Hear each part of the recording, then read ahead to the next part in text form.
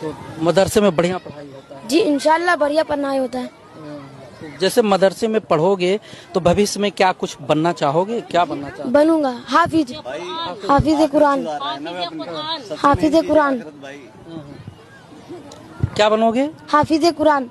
अच्छा, बहुत से बच्चे जो आपके उम्र के हैं जो स्कूलों में पढ़ते हैं वो कहते, कोई कहता हम डॉक्टर बनेंगे, कोई कह रहा है इंजीनियर बनेंगे, कोई कह रहा है कि हम सेना में जाएंगे, देश की सेवा करेंगे, और सब चीजें लोग कहते हैं। तो आप लोगों के मन में नहीं होता कि हम भी आगे की पढ़ाई करके और एक अच्छा जो है कैरियर बनाएं?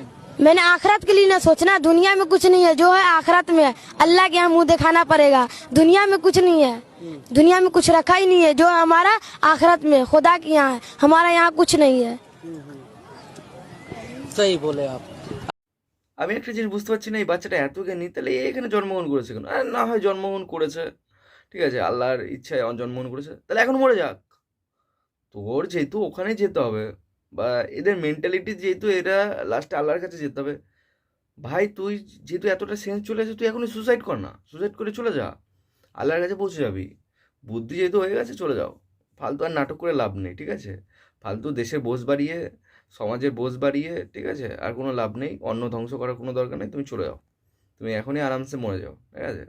ভেবে দেখো ভাই। যাই হোক, জয় হিন্দ।